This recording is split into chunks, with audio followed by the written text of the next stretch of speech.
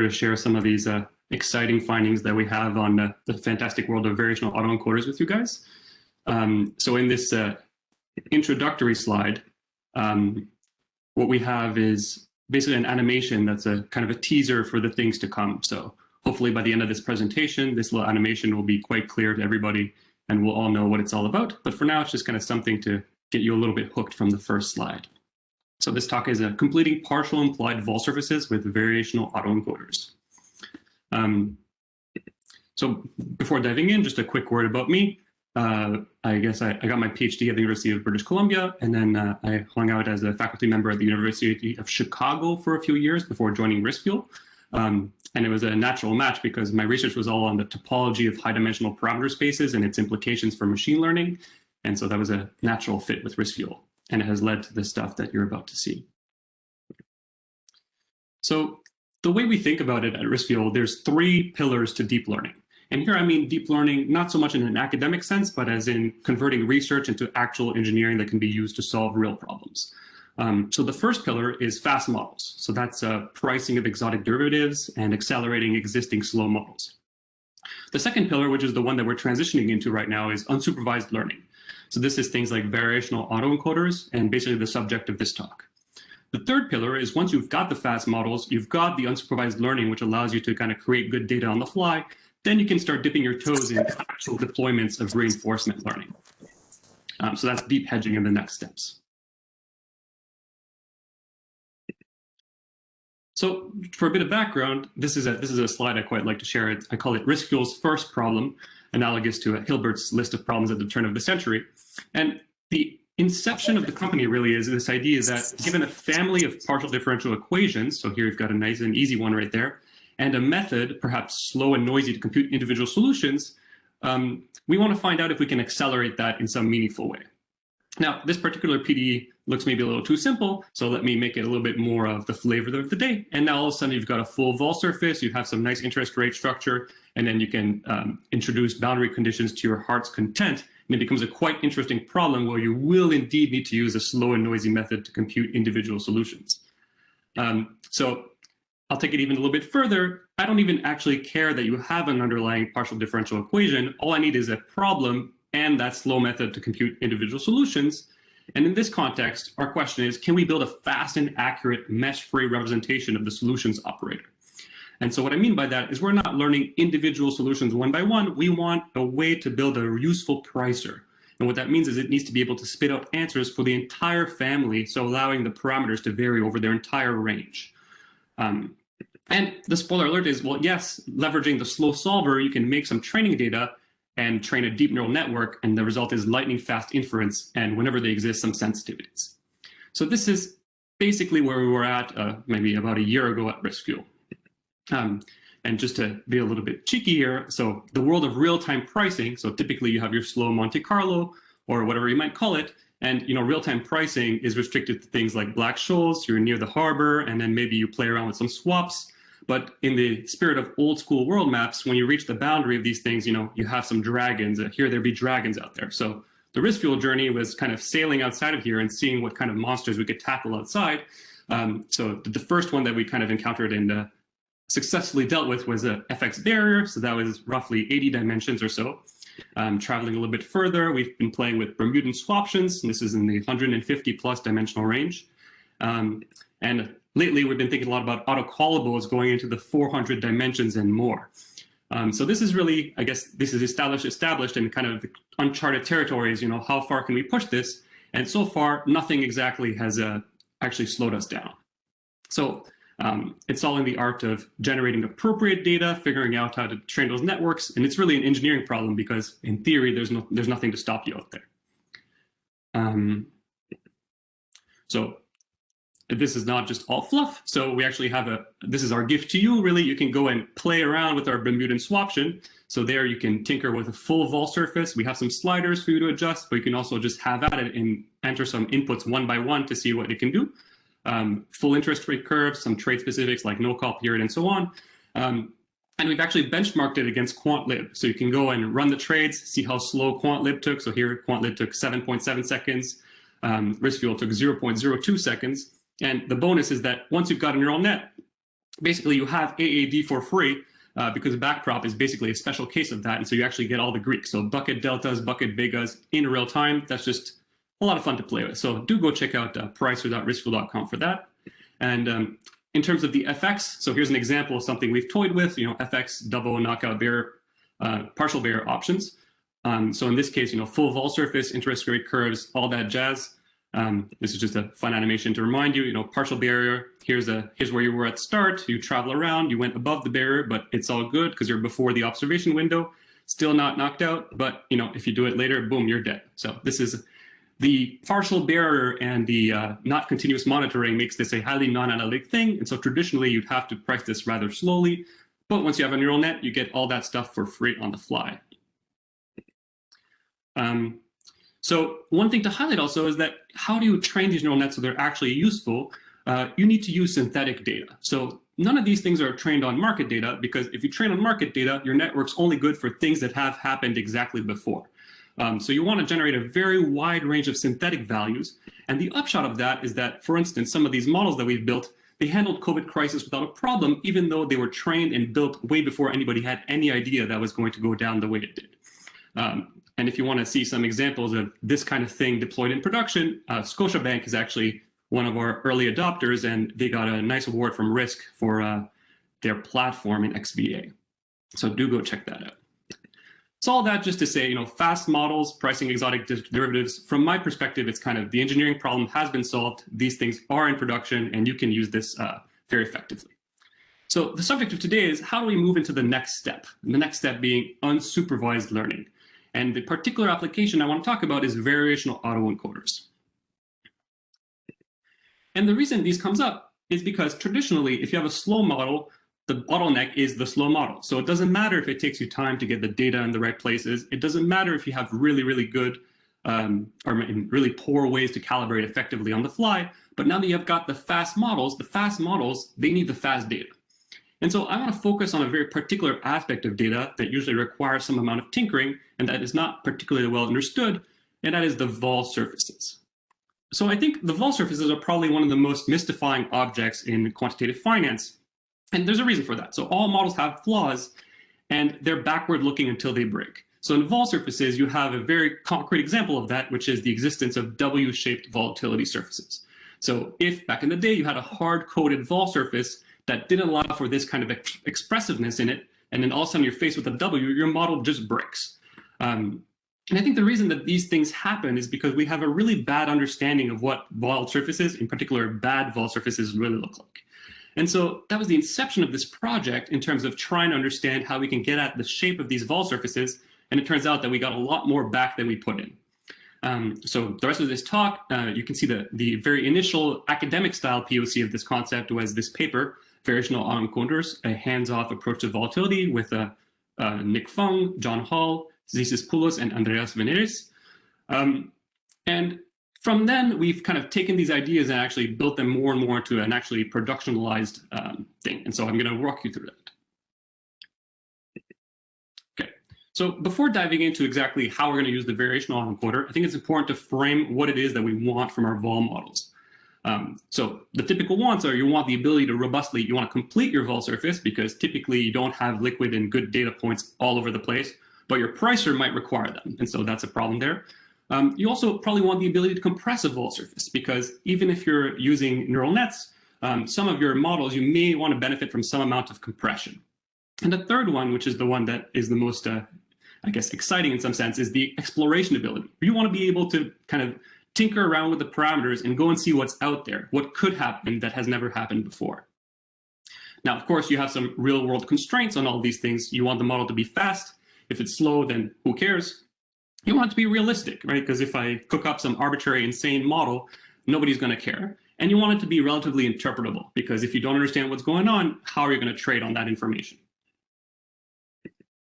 So let's expand a little bit about each of these points. So what do I mean by complete and interpolate? So here's a token vol surface.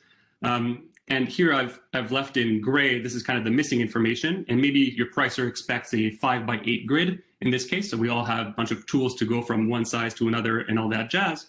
But what exactly do you do? How do you fill in the blanks? And so you want to be able to fill in those blanks in real time. So you want to be able to go from this to something like this in the most coherent way possible given the market conditions. And then once you have this ability to complete the blanks, you can even, here's a different point of view on the same picture. So here are just time slices instead. So now the dark blue dots that you see here, those are effectively the initial data that I had there. And then the blue curve, that is the filled in vol surface. So it's actually more than just a grid. You're doing a full interpolation. And then once you have this model for the way to fill out the data, you can start to monitor for outliers and trading opportunities when things deviate from this model. So that's one upshot from completing and interpolating. Now, the second point is you want to be able to explore. So this is this idea that we don't really understand what vol surfaces are. And so the point of view we took here is you want to attack it from the perspective of the geometry of the space of volatility surfaces. Now, if you look at this animation here, you can see that the vol surface, first, you can see kind of a more crisis situation where it's flaring up in the short term and the skew is reversing, versus a more tame version where it's low vol initially and then just slowly spreading out over time. And what I want to highlight here is volatility surfaces do not move in parallel shifts. So a very, very naive stress testing would be like, well, what happens if I just bump up my vol surface? And the answer is, well, you can't do that because you're introducing arbitrage. The geometry of vol surfaces is very delicate, and you have to find a way to move in the space of vol surfaces that are coherent. And so this animation here is kind of showing you how you might want to do that, and it's actually been produced with one of these variational autoencoders. The second thing is once you're able to actually explore the space of volatility surfaces, then you can generate synthetic training data for fast AI models. So, there's many approaches to generating volatility surfaces to train on, but once you have a good understanding of the space in which they live, then you can actually sample that space better than just by using a hard-coded model like Heston or stochastic vol. And then the third pillar is the most intuitive one, compressing. So we have this vol surface. How many parameters do you need to represent this entire surface? And what I mean here is I don't mean one slice at a time. I mean the whole object. How do I compress all of that efficiently? And then there's the trade-off. You want to go between the parsimony versus the accuracy of the representation. And once again, if you're monitoring your compression, you can use that as a way to detect outliers and good trading opportunities. So those are basically all the things that I would want from a good volatility model. And so the proposed answer here is variational autoencoders. Now I realize not everybody is up to date with things like variational autoencoders, so I thought I'd sequentially show you where they're coming from. So principal component analysis is something that everybody's quite familiar with. And linear algebra, I love it to death, and it's amazing, but it has its limitations and they need to be understood. So you can monitor stuff and you can compress stuff, but you have no ability to complete vol surfaces or sample or explore the space. So it doesn't give you anything about the geometry of the space of volatility surfaces. Now, the autoencoders, those are the deterministic brethren of the variational autoencoders, but really they share mostly just the name with them. So what they do is it's kind of like a nonlinear principal component analysis. So for that one, you can monitor and you get a better compression because you have nonlinearity that you can use. And you do have a way to complete one-by-one surfaces. But you can't quite trust those completions because they don't take into account the context of the whole space of vol surfaces themselves. And variational autoencoders themselves, they're the ones that give you the whole 9 yards. So you can monitor, compress, complete, sample, and explore. So without diving too deep into the details, this is roughly what a variational autoencoder looks like. And so it has an encoder part, a latent space, and a decoder part. So the idea is that to train them, you feed vol surfaces in. So you'll have a vol surface, you'll convert it to some kind of a grid. You'll pass it through the encoder, and that will give you some latent dimension, and it'll pass back through the decoder, and hopefully out comes back this same volatility surface.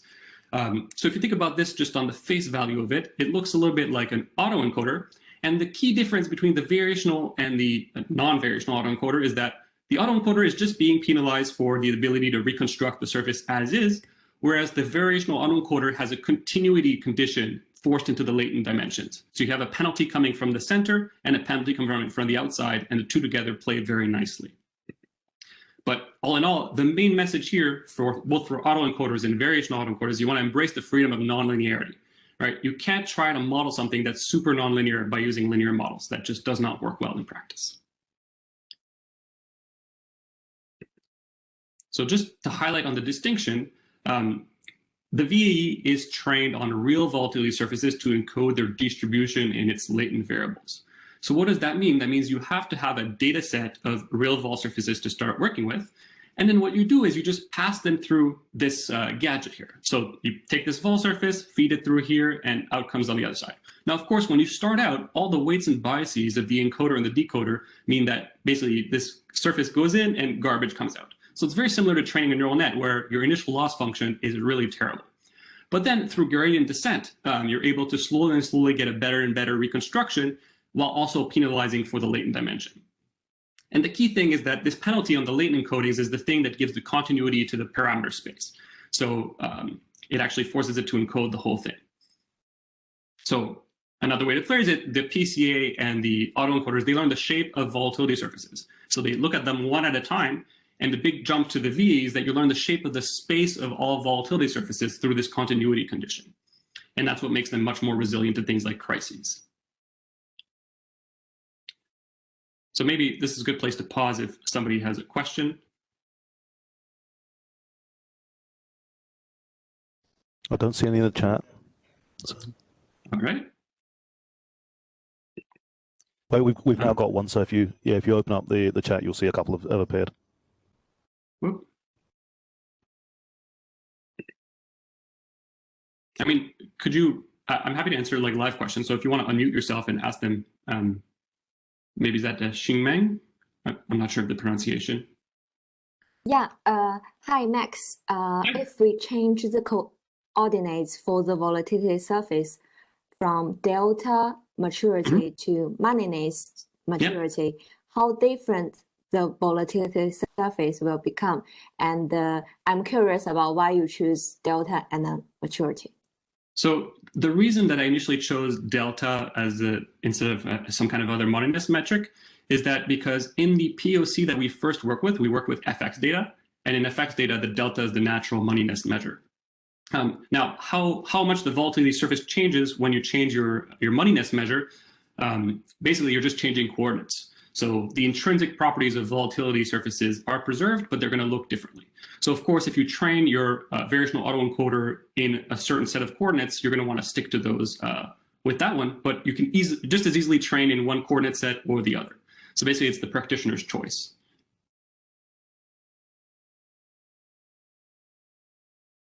I just saw pop up. Have you tried on GameStop option vol surfaces? I don't have that data, but I would bet it works just fine. So if you have data and you want to see how this does on GameStop, do talk to me. I see here something. I see something about comparing to Sabre. So the idea is here, this is a hands-off model. So I'm not going in and tinkering the weights and biases of the variational autoencoder. So there's actually no human bias in terms of how this model is going to interpret and interpolate vol surfaces. Sabre model is very good, but also as all human models, it has its flaws. So it kind of has embedded into it the practitioner's point of view on what a vol surface should behave like. Hi, Max. Yep. I see on the delta axis, it goes from like 0 to 1.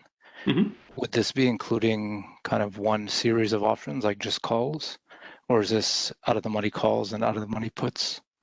So these are like in the delta, you can think about 0.5 roughly as the 50-50 chance. So you think about delta as a normalized strike. So it goes from 0 to 1 in that sense.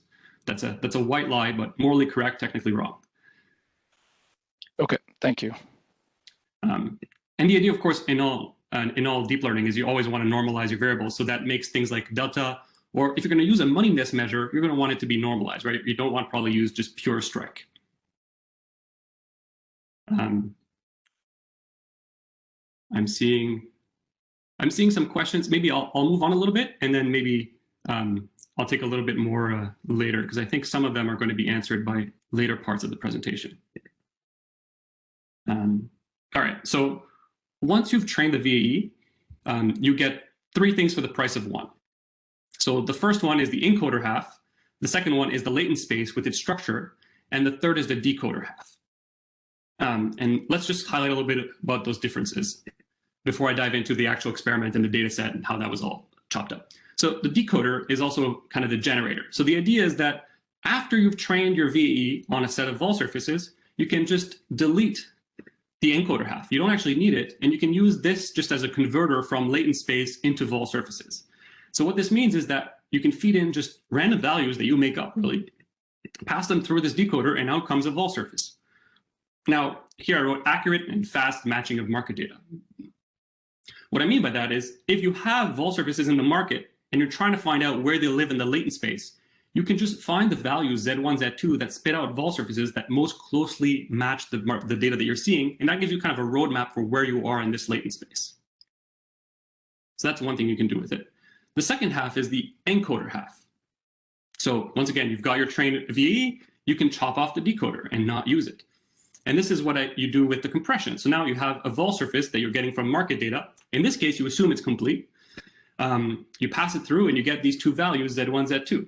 These values are now an encoding for this surface that if you fed through the other half, you'd come back where you started, but you don't necessarily need to do that. You might be just monitoring these encodings to check for outliers and that kind of thing. Now, the third one, which is also very interesting and ties into the completion aspect, is that once you've got the latent variables, you can really just perturb them arbitrarily. So here I put in Z1, Z2, and I'm able to spit out a vol surface. And now if I just nudge those values, I can go back and forth and see that I'm moving in latent space. So we're going to see some more animations of this type later, but just to give you an idea that these encodings, they don't actually have to come from any vol surface. You can just move them along continuously as you wish. And what this is good for is it's good for good bad vol surfaces for stress testing. So if you found the latent space point that corresponds to your current market data, then you can start to find the paths in the vol surface space by nudging them in certain ways to figure out the direction of maximal pain for your portfolio, for instance. And this gives you a much more realistic way to stress test. Okay, so with all that, let's talk about a real application using real data and what you get for those things. So the case study is FX market data. What we use is OTC data from 2012 to 2020, and we had 5 currency pairs. Now, each surface, we're normalizing this case to 40 points, so 8 maturities, 5 deltas, and we split the data chronologically. So we set aside March to December 2020 for validation. So the key thing here is we set it aside basically the COVID crisis, and we trained on data before the COVID crisis. So from 2012 to before COVID, there's some financial blips, but there was nothing major like 2008 or something like that. So these models have never seen anything that crazy. And what we did is we trained VAEs with 2, 3, and 4 dimensional latent encoding. So this here, your crunch down set, you can go to 2, 3, 4. I mean, really, you can pick the number, but we found pretty good results with just these low numbers in terms of encodings. So what did we do to measure how good? So after training the VAE on this data set, we performed the following test, which was this game of complete the blanks to figure out how good or bad the actual results were. So to complete the blanks, once again, let me remind you, so you have an 8x5 grid, and you pretend that you only have a handful of points that you know, and most of it has the fog of war or it's corrupted data and you don't actually know what it is, and you want to go from this partial vol surface to a full vol surface. So the way you actually do that is like this. So in this case, I'm illustrating a 3-dimensional VAE. So the latent dimensional space is 3-dimensional. And the reason for that is just because I can visualize 3-dimensional space very easily.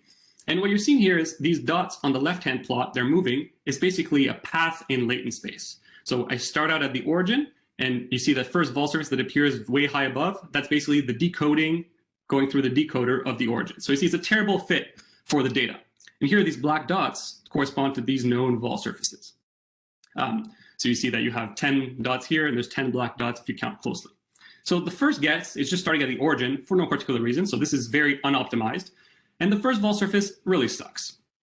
Now what you do is you've got a 3-dimensional problem to solve. So you can just do a very quick optimizing procedure, usually 5 to 10 steps, and it will very quickly converge onto a vol surface that actually matches the data.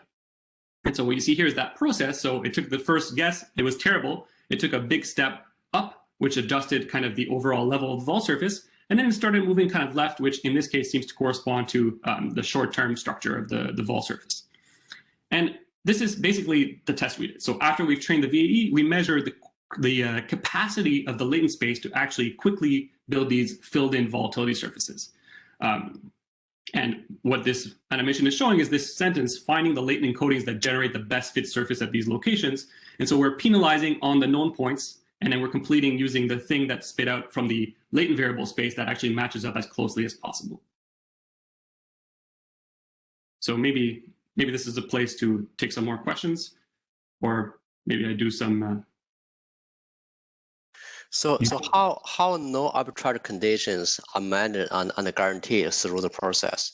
That's an excellent question. So, volatility surfaces that we train on are real vol surfaces, and so they don't have arbitrage in them. And so, since there's no arbitrage in the training set, there's no arbitrage in the actual autoencoder. What we did is we actually experimented by imposing arbitrage conditions on it and trying to check that would help the training, but we found it actually works better if you don't do that, and you just test for arbitrage conditions after the fact, and it turns out that there is none. So somehow the expressivity of the autoencoder is able to capture no arbitrage conditions. And the reason for that is kind of simple, because what is an arbitrage condition? It's basically a curvature condition on the surface. And so the variational autoencoder is so expressive that it can easily learn this curvature condition. And so given that the entire data set consists of surfaces that do not have these violating curvature conditions, then the output doesn't have. So for your data set, and how much information do you have about the win and say deep in money or deep out of money? Yeah, so that's an excellent question. So in the data set, we actually know all the answers. And so that's how we're able to measure it. And the game we play is we forget the answers. So on the validation data set, meaning the time period spanning March 2020 until December 2020, we take vol surfaces, we delete a bunch of the information, we use the VAE to complete it, and then we measure completion against the known ground truth from the market. So if we don't mind, another question, for the generative model, and there's another technique called GAN, right? So have you tried something on compare these two sets of the generative models? Yeah, so GANs are extremely unstable and completely uninterpretable. So I personally would not put my money on the line trading with a GAN as they are right now. The variational autoencoder is very stable and very interpretable. And so that is why we chose this model instead. So of course we can cook up a GAN, but the thing is you take your GAN and then you move outside of the training domain and then all bets are off. And what I'll show you in a minute is just how resilient this actual construction is to market shocks that it has never seen before. Okay, good, thank you. May I have another question?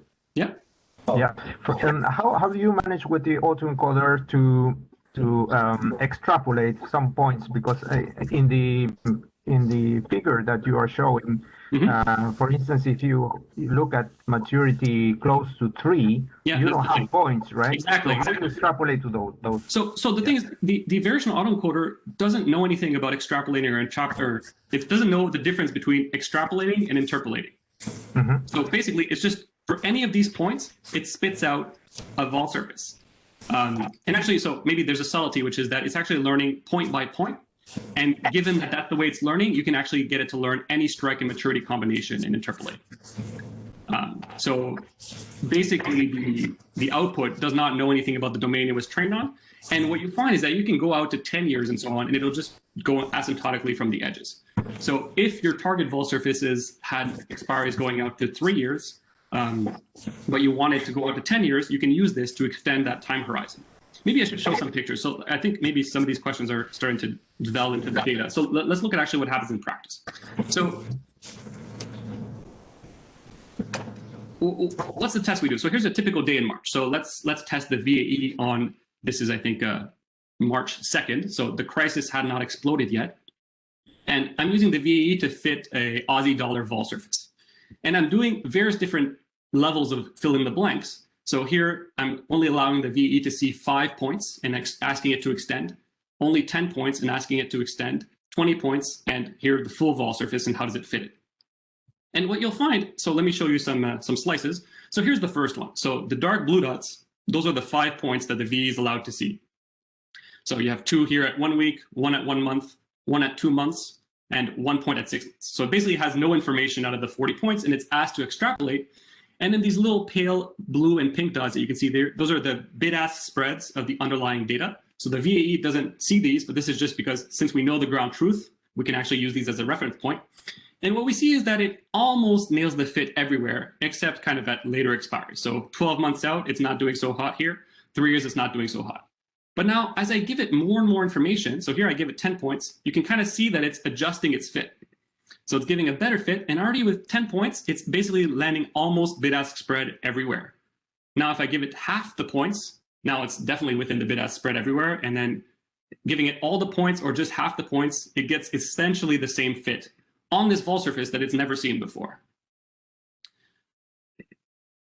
So we play this game with basically the entire validation data set, and this is how we measure it. So we look at the histogram of deviation from midpoint volatility. So that's what we use as our target. If you prefer, you could learn bid-ask at the same time. That's not an issue. And then for the purpose of concreteness, we chose the mean bid-ask spread as a measure of the quality of those points. And so this is a histogram of how the fits. So in each of these cases, you can see the little green dots or dark blue dot. Sorry, you can look at the blue curve, which is the VE's curve. And we measure it as a pass if it lands within bid-ask spread and fail if it's outside. And this is the histograms of the error. So these purple lines are the mean bid-ask spread point. And you can see that even if you only see 5 points, you get roughly 95% of cases you're landing within mean bid-ask spread. If you augment that to allowing the VE to seeing 10 points, 96.8. And by the time you see half, which is kind of what we saw in the other one, you get 98% of points are landing within mean bid-ask spread. So you're kind of pretending you didn't know the information, but still nailing it. And the jump from half the information to all the information is just 98.1 to 98.8. So you can see that with not all the vol surface, you can actually get an excellent fit. Now, of course, you look at this histogram and you say, hey, this looks kind of like a fat tail over here. So fine, let's dive right to the end of the fat tail. So what is this point right over here where we got this 250? So that was kind of a basically in bips. And the answer is, as you'd expect, this is in March. And for the Aussie dollar in particular, March 24th, 2020 was a particularly volatile day. So let's play the same game we just did. So I showed you March 3rd, which was a typical day. And here's full-blown crisis. So we're going to look at the same plots. So remember, the VE has never seen a crisis case for the Aussie dollar. And as I don't know if you remember from the previous slide, but here you're seeing that the vols are jumping to 40%. Typical Aussie dollar is like 10, 15% maybe. 40%, never seen this before. So of course it struggles. So you see that when it only see 5 points, this surface looks kind of wacky. 10 points, it's already getting a little bit better. 20 points, a little bit better. And 40 points, a bit better. But it's still not nailing it exactly. So if I show you the other plots, you can really see how dramatically it fails. So this is March 24th. And this is the absolute worst point in the entire validation data set. So this is as bad as it ever got. And so here it only had 5 points. So 2 points 1 week out, 1 point 1 month out, 1 point 2 months out, and 1 point at 6 months. And you can see, it doesn't actually get the right answer at all in these later expiries, with only 5 points shown to it. But you'll see that it dramatically starts to correct, even with just 10 points. So 5 points, it had no idea what's going on. I just add a couple other points, and then all of a sudden, boom, it started to nail the fits a lot better.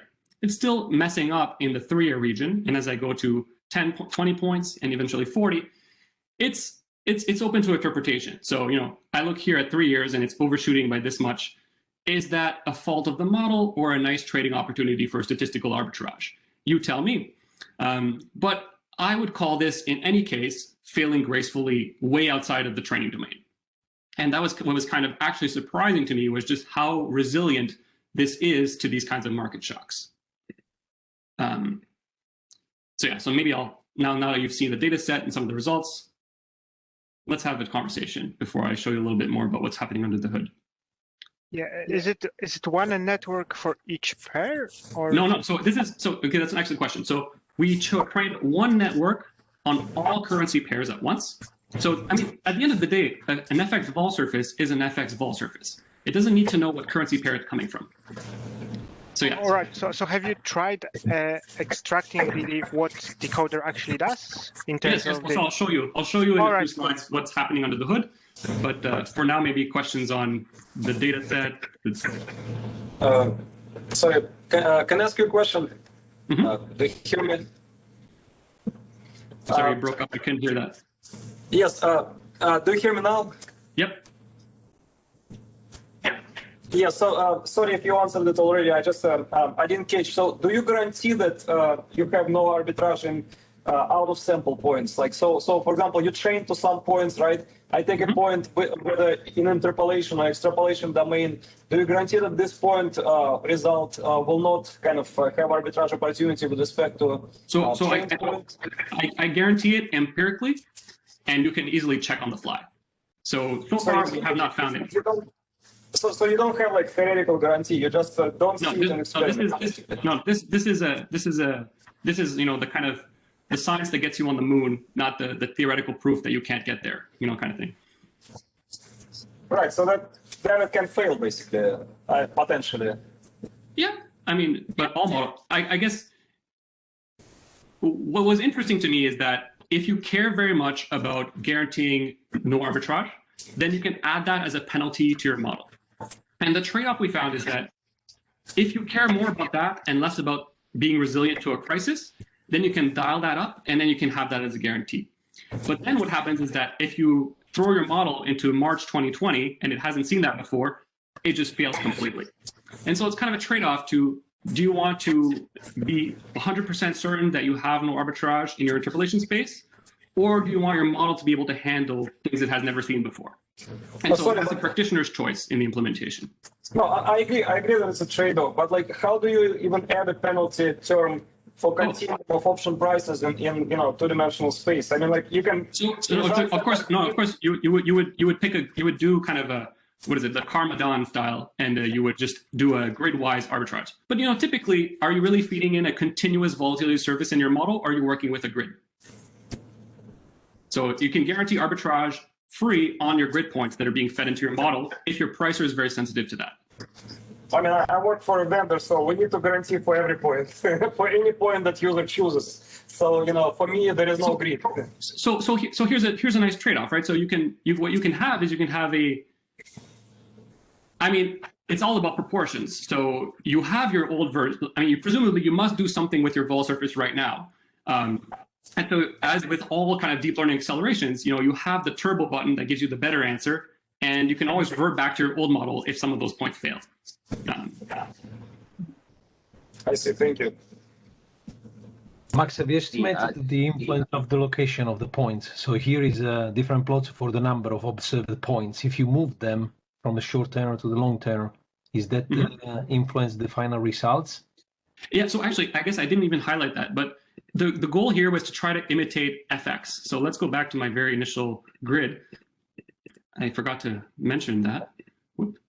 So those points are random, but they're random subject to a constraint. So the idea was that near short expiry, closer, tight deltas, those are typically the more liquid points that you would trust.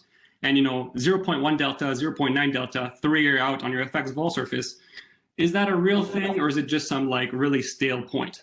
And so, of course, I actually made my task a little bit harder for myself here by measuring just on this partial data, and I'm penalizing myself for points 3 years out. And I never see points 3 years out in the VAE world. So yeah, if you happen to have a point here, a point here, a point here, a point here, like very nicely spread out, then of course you'll get even better results.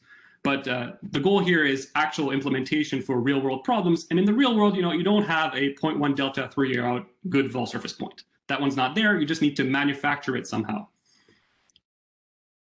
I see. Thank you. This is Sia from BMO.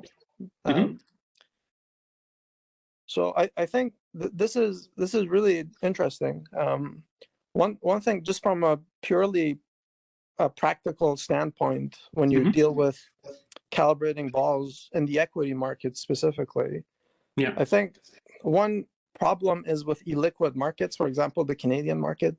The Canadian single stock market is pretty illiquid. So like even the best of names, you'll find maybe the surfaces are good, maybe out to one. The listed market is maybe liquid out to 1 year, and you would find points that are say 3-4 vols wide. So what would be useful is, so what you often find is, it's like you fit a curve today, you fit a curve yesterday, and then you fit one today. Just because of the noise in the bid offer, your mid curve moves usually sometimes in a dramatic enough way that it throws off your Greeks, it throws off your P&L. So I think this is interesting. I think this would be interesting for that problem. Are you able to feed it bid ask data Yeah. So somehow it knows. We're actually heavily investigating that application. Let's just say that. So illiquid. Basically, the application here is you have illiquid market. You have to fill in your vol surface somehow. The data might not be that good, and yeah, we're working on the the holy grail is single equity and being able to handle GameStop even though we've never seen it before. That's kind of what we're shooting for here.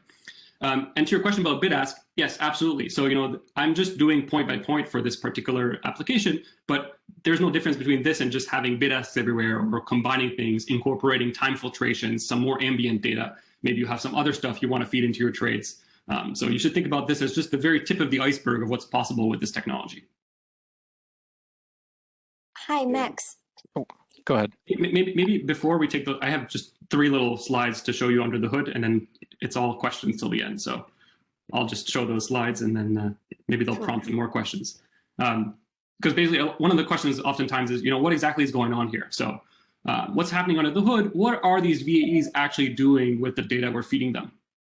And so for the point of, we're humans, we can't see in 4D, so we did 2, 3, and 4. I'll show you 3-dimensional VAEs, meaning that you have those big neural net ones on both sides, but the bottleneck dimension in this case is just 3 dimensions. And what that means is I can visualize where that point is moving, kind of like we had in that earlier slide. And just to highlight again, this is using just 3 dimensions to encode the entire surface, not 3 dimensions per slice, which is something that people get hung up on a little bit. So in this case, you've got the latent space on the right-hand side, and you've got that dot that's moving kind of across one of the axes. And on the left-hand side, you've got the vol surface. So really what I'm doing is I'm taking the coordinates of this point, so that's 3 numbers, and then feeding that through the decoder half and seeing what comes out on the other side. And this was actually quite interesting to me, is that it turned out that this particular dimension was doing something to do with the skew of the vol surface. Now, of course, it's not a pure skew, so if you look at it, it's definitely doing something a little bit more interesting, but the predominant, the principal action over here from a human's eyes perspective is that it's doing something with the skew. And then it turns out that if you take the other coordinate coming from that second latent dimension, this is something to do with the term structure. But once again, if you look closely, there's some subtle warpings that are going on in between them. And that's because you can't just take a vol surface and flatten out the term structure. That introduces, in case, arbitrage. And so clearly the network is learning that you can't quite dial those things arbitrarily, and there's some subtle relationships that hold between them. And you might want to take a guess, what's the last column going to do? Well, here it is. As I move the dot up and down, it does something with the overall volatility level. Once again, notice that the vol surface is not just being parallel shifted. There's a little bit of warping that has to happen at the same time. And this warping is coming from the no arbitrage conditions. You might also say, well, your dot is going up and down and the vol surface is going the opposite direction.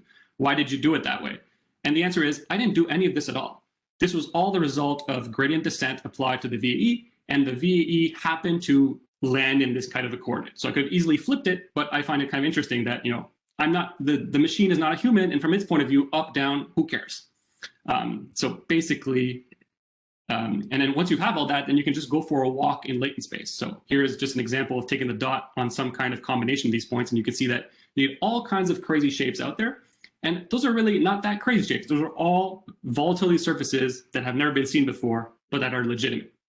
And I think, yeah, so what's next? Equity indices, single equities, incorporating time filtrations, and all that jazz. And maybe here I'll pause for questions. Hi, Max. I want to ask you a question about the VAE model itself.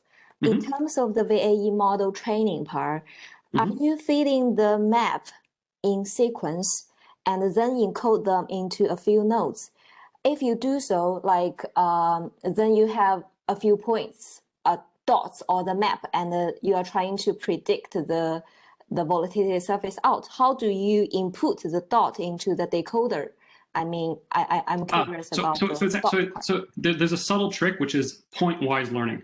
So you're learning point-wise, and then you use batch inferencing to do it at the same speed as you would otherwise. So you're feeding in the vol surface, and then for each vol surface, it's actually going to have 40 points, and then you're actually going to train it on 40 different outputs. And then you interpolate between those because you're learning the function on the decoder side that goes from strike maturity or delta maturity into that actual location of the vol surface. So you're learning kind of instead of learning the grid, you're learning the function that produces the vol surface, and that's what allows you to interpolate arbitrarily. So an interesting quirk here is that exactly on the decoder side, you actually get a full vol surface, not just the grid points. Thanks. So in the paper, there's kind of some diagrams in our paper that show that. I didn't want to go too technical here, but basically it's the point-wise approach as opposed to the grid-based approach. Sure. Do you mean like I can find such details from the paper you just shared? Yeah. That idea is in there. So. Question: have you considered adding the dynamics related to the changes in the underlying to that model, which is a main factor, especially in the equity and index space of movements? Yeah. Of so, the authors. I mean, for this hello world in some sense, it's the vol to the vol. But you can do the vol and whatever else you want to input at the same time to the vol and whatever else you want to input at the same time. So pick your factors, pick what you think might be relevant, and then train on that. And you can you speak a little bit? So coming back to my question, have you tried extracting the calculation that decoder does in terms of, so basically extracting a la SVI from what decoder does, or learning what? I mean, SVI is a great example, right? Because SVI is the one that can't do the W's. So there's a trade-off. I mean, the decoding is completely explicit. It's just a collection of linear transformations and nonlinearities. Somehow people seem to think about that as less concrete than something like SVI, but I mean, I don't know about you, but I'm perfectly comfortable with linear transformations and a basic nonlinearity. The difference is if you really wanted to understand what the sensitivities are coming from, then you can use backprop to see what the partials are with respect to various inputs. So that would be one version of interpretation. Or otherwise, you can play the game that I did here, which is you can actually just plot some dimensions and just visualize what's going on. So even if I have a higher dimensional one, I can always just do lower dimensional projections and see, hey, if I'm moving in these coordinates in this direction, I get this kind of behavior, yada, yada. But I find it easier to explore the latent space using some kind of optimizer. So just like we're doing when we're completing the blanks, we're moving around the latent space and we're trying to find the output surface that matches as closely as possible what we're seeing in the market. And so say for stress testing, you might decide, hey, I want to maximize my pain. And so, how can I find the vols that will, when fed into my actual pricer, will give me the worst possible P&L? So you can kind of explore the space in that way. Hey, Max, I had a question on the data side. Can you talk a little bit about the kind of filtering of maybe noisy data that might have introduced some outliers or some difficulties when training? So we kept things that looked from a human's eyes perspective as wrong. We kept them as long as they were liquid. So if a point is liquid, we deemed it to be true. We filtered out the points that had basically no, like if the bid-ask spread was insanely huge, then we threw that out because we decided that that was no good. But then we found that here's the key difference between a variational autoencoder and pure autoencoder is they're very resilient to noise, just like all neural network approaches are. And the reason is that they have a kind of a low frequency bias. And that's why if you feed noisy data into even just a vanilla feed-forward neural network, you'll find that it actually learns the function quite well. So the same thing here is you may want to throw out completely, like if there's a zero volume and your like bid-ask is stale, then don't put that in. But I don't think you need to be particularly finicky about filtering the data that you feed into them, unlike with some other kind of more finicky pricers that we use in finance. Nice, thank you. Thank you very much for the presentation. I wonder, how do you determine the size of the latent space? If you feed the model with different curves, I wonder how do you quantify the kind of quality of the latent variables or space? Thank you. As a practitioner and an engineer, you need to answer those questions for your particular problem yourself. And so, there's no one size fits all here. You can't just say, hey, 4 worked for FX, I'm going to go and use 4 for FX. There's also a little bit more to the architecture. So if we go back to what the VAEs actually look like, you can see that there's those initial layers and those, right? So, what are going to be the sizes of these layers coming up in the encoder? How exactly are you going to connect them? Here I just showed vanilla, fully connected stuff, but there's a lot of hyperparameters here. And the hard part about a lot of machine learning is actually just coming up with a recipe that will land you on not the best solution, because you can never find that one, but one that works for the practical application you have in mind. Some people just try brute force, but brute force with a good chunk of intuition is what is required here. Hey Max, this is Maddie. I have a question about the currency pairs that you used for, like, you're saying you have used like 5 currency pairs. Yeah. Were they all like G10, or you had like a?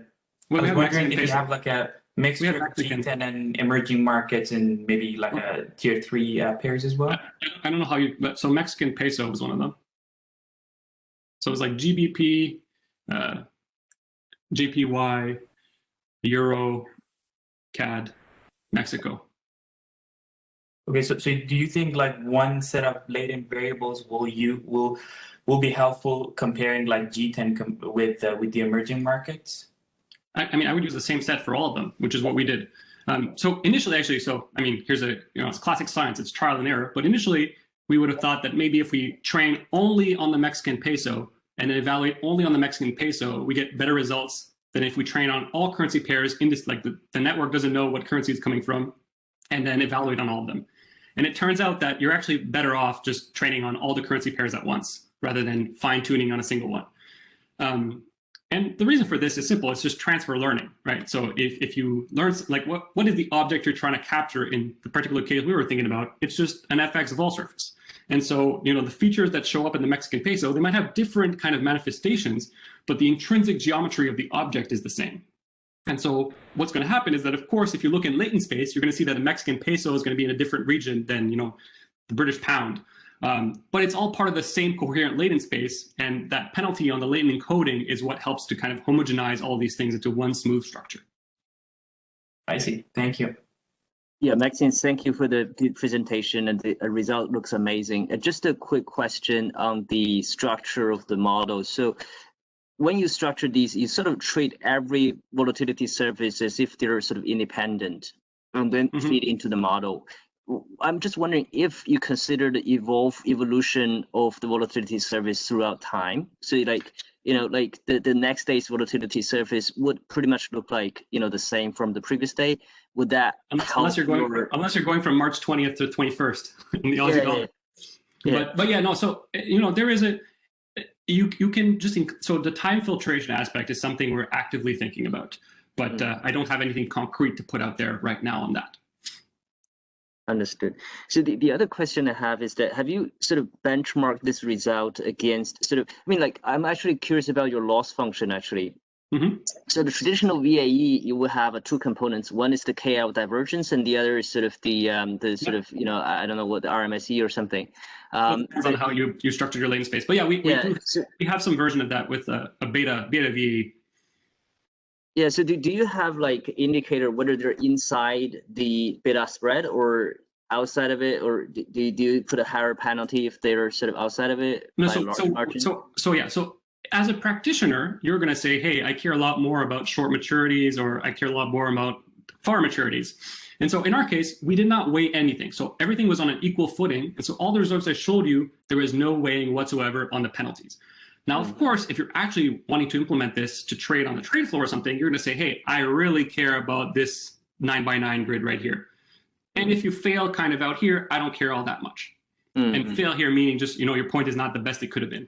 And so practitioner's choice, how do you tinker with that loss function? So you're talking again about the reconstruction side of it, and how do you make sure that interacts nicely with your KL divergence type term in order to get the result that you want? Thank you. That's, overall, I think this one was just great to see the machine learning implemented in this way. Yeah. Honestly, it was surprisingly effective. I was sure it was going to work, but this worked better than expected, especially in terms of, you give it only 5 points and it just fills out the whole vol surface. That was quite amazing to see when it happened. Yeah, and the latent space, the dimension is so sort of small. Yeah, that was the other shocking thing. I put 2, 3, and 4. So of course, the best results was actually with 4-dimensional latent spaces.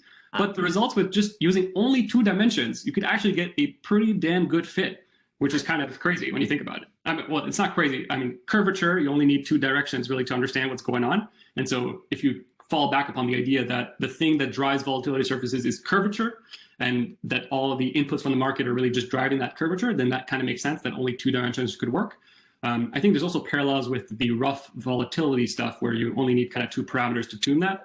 But I guess it manifests itself even in the VE world. Nice, nice. Thank you.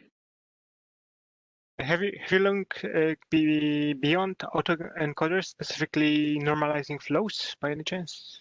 Yeah, so I mean, so this is what we've put out there. I mean, of course, this paper is coming on, I don't know how many months ago it was. We're still working hard at it, but I don't have anything nice to show you yet. But same time next year, right?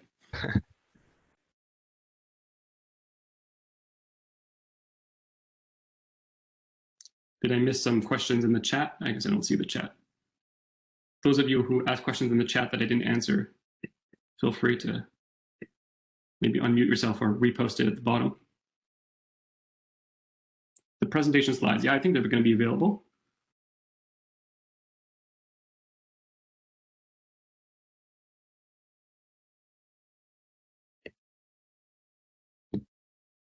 I have a question about sort of the end state goal. Is the end state goal that, so let's say middle of the day, you get option prices, you back out an implied vol grid for every listed point, and then you feed it into this model. And once you do so, then you're able to sample, basically it gives you a vol surface. So for any, at least in the equity world, for any strike and every maturity, it'll give you a vol. Is that right? Yeah. So basically, let's imagine that, oops, this initial dot is what you found when you first calibrated from your midday vol, and then you can go for a walk around latent space and see what's nearby.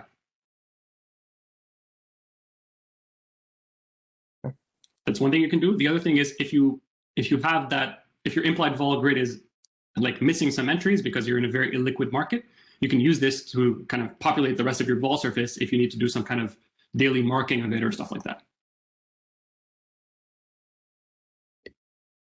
Just to go back to the illiquid market thing, I know you said you're thinking about it still, but do you think that the model would be able to understand, let's say, if you compare yesterday's bid offer to today's, maybe it's moved by 1 vol, but maybe mid has moved by 1 vol, but bid offer was still wide. Let's say it was like 10 vols wide.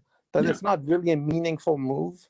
Do you think it would be able to understand that, say, compared to yesterday's, this is not really a significant move?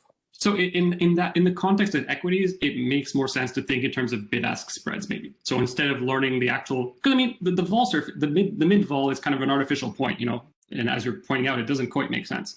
But there's quite a bit of literature, I think, actually on saying, hey, the vol surface is actually just a vol band, and maybe the thing you want to implement in that context is you want to get the VE to learn the volatility band of bid asks rather than the midpoints, which you can think about as just learning 2 vol surfaces at once in some sense.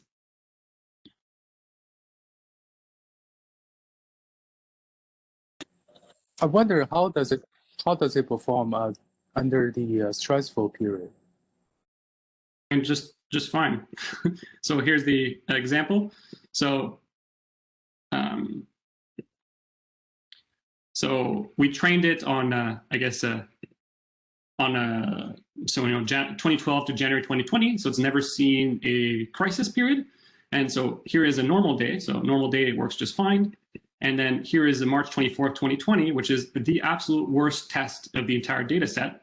And this is a day where the Aussie dollar volatility jumped to 40%. Typically, it's more around 10%. And it didn't fit it perfectly, but I'll leave it to the practitioner to decide that. So if I only showed it 5 points, so these 2 at 1 week, 1 at 1 month, 1 at 2 months, and 1 at 6 months, then of course it's missing the bid asks everywhere. But if I show 10 points, already it's adjusting, 20 it's adjusting more, and by all 40 points, it's fitting pretty good, but it's overshooting here and it's undershooting there. And then I'll leave it to you as, is this the model failing gracefully, unlike an SVI situation where you're seeing a W and you can't adjust for that? Or is this a nice statistical arbitrage trading opportunity? Max, Yeah, your fitted model looks so amazing. I'm wondering how many epochs did you use for training? We did lots of, I mean, there's an art to the stopping condition in this case, but it was, I'll answer in terms of training time, these train in a couple of minutes. So this is not like we sit around for 2 weeks. We had about 8 to 10,000 vol surfaces, combining all those different currency pairs together and treating them as one big data set. And you can train that in a couple of minutes. And then of course, inference is lightning fast. And so the cool thing actually about this is that a lot of, when we're building these big pricers, those don't train in like 15 minutes. But this is so like small, sweet, and lightweight that, hey, if the market changes, just retrain your VE over, you can literally retrain this, several times a day if you're seeing that the market conditions are changing. So for instance, here I'm showing you a crisis period. I'm showing you, March 23rd, but presumably if you're doing this in production, you would be retraining your model every day, especially as COVID is starting to unfold. And so if you're training, March 20th, 21st, 22nd, 23rd, and then you look at March 24th, you get an even better fit. But in this case, it hasn't had any of this data to pre-train on. That's very fast. How is the model behaves in the presence of strong underliers, outliers? Do you have some regularization applied to the objective function? I mean, neural nets are in some sense self-regularizing because of this low frequency bias that they have. But I mean, if somebody had shown you this particular Aussie dollar vol surface, you might have called it an outlier if you didn't know about COVID. And so how does it deal with outliers? I mean, we don't really filter out outliers because if the market was trading there, is GameStop an outlier? No, GameStop is a real stock and it's trading now. And so you need to be able to deal with that. And so I'm very averse to throwing out points and calling them outliers. So we keep it.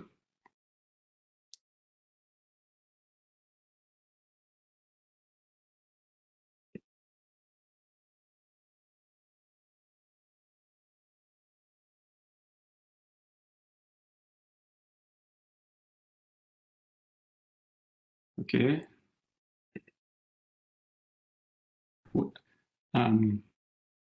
Do people want to unmute themselves? I feel like I've lost track of the chat. There's too much stuff I haven't seen. Hi, just one last question. I was wondering if you include all of 2020 in the training data, does the model behave well again? I mean, is it as we saw in the first normal day? I mean, you're mentioning it's possible to retrain every day the model. Daily. So I haven't done that exact test, honestly. So, but the more data, the better. So of course, if it had seen more of those outliers, then you're going to get a better fit. I can't go and put my money saying it would have nailed it exactly, but who had a fast model that was nailing those balls as they were coming out? I would bet that everybody's parametric models. I mean, actually, I would be, if somebody has a reference for a parametric model that was able to handle that seamlessly, please post it in the chat. I'd love to read that.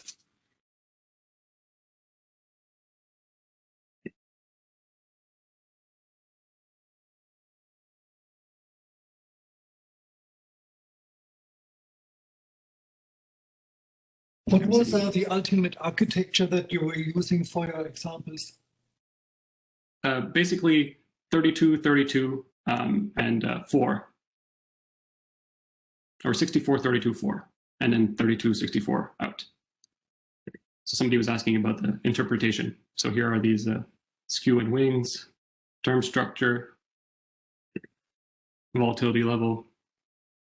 And of course, if you have a higher dimensional one, then it's doing more complicated ones. But it's interesting that if you restrict yourself to 3 dimensions, then the thing that would be obvious to do is the thing that is happening, but subject to some amount of warping. So that's the interesting part.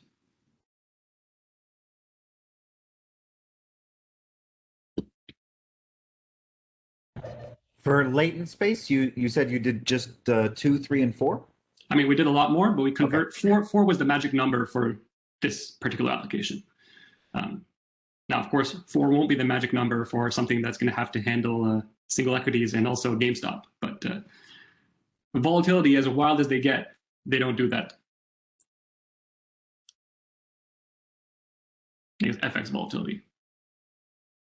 Just curious as far as the trends and the error as a function of the latent space dimension. It's not like, I mean, it's kind of you fall into over-optimization theory. So, 2, 3 is better than 2, 4 is better than 3, and then 5 is you start to plateau out, depending on what you're measuring. Right, so there's some kind of elbow. Yeah. Okay. Were there any tricks in terms of the architecture that you had to use, or is it just standard ReLU, off-the-shelf VA? I mean, we used a bunch of different types of nonlinearities. ReLU will get you pretty far. If you want to get some more smooth things, you can start playing some other tricks in terms of smoothing that out. But ReLU is good enough to get close enough. Did you use a time transform, as normally the vol data points are more times in the front than in the back?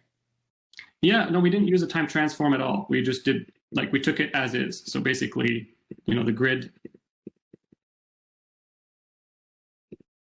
So we simulated that fact that they're more dense close up. So when there's only 5 points, for instance, it would only be something like these 3 and 2 of these. And this is a typical 10 point. So we don't go far out in the wings, and we don't go out to 1 year and 3 year to kind of simulate this aspect that you're more liquid up front. But we don't do any time transform. How do you select the observed points? Just random sampling in this case.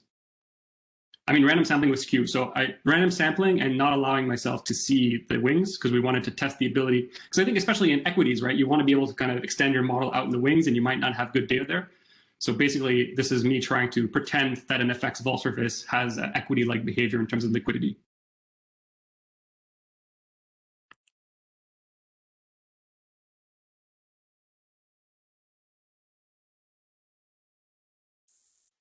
I mean, for other models, for production deep neural nets in terms of pricers, we build them so that you basically never have to recalibrate them unless it goes outside of parameters, but you can take them so big and so wide and train very slowly. These are so lightweight that you can recalibrate it whenever you feel like it. For all this test, basically we assumed you never recalibrated, and this is what you get without ever recalibrating. But if you're recalibrating daily or something, then you'll get better fits. Especially in a rapidly changing market condition, right? So if March 2020 is unfolding, as the vol surfaces start going crazy all over the place, you're putting more and more crazy vol surfaces in the training set, and that just makes your model better at fitting those. But what I was showing here was just how well it does when it's never seen a crazy vol surface. So fail gracefully or statistical arbitrage opportunity, user's choice.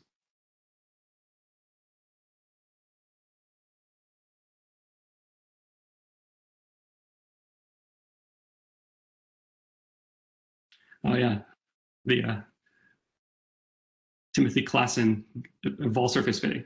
He has some nifty fits, but I guess the thing is, those are fits for individual vol surfaces. So perhaps if you're trying to just fit to an actual market data, you can do that, but then you don't have the ability to see beyond that individual fit.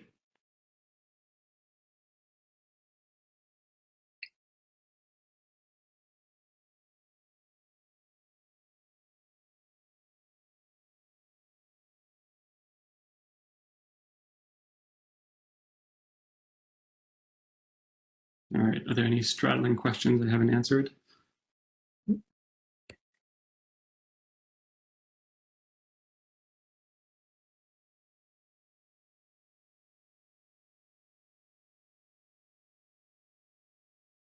If not, then I think 8 minutes over time, maybe it's time to wrap it up.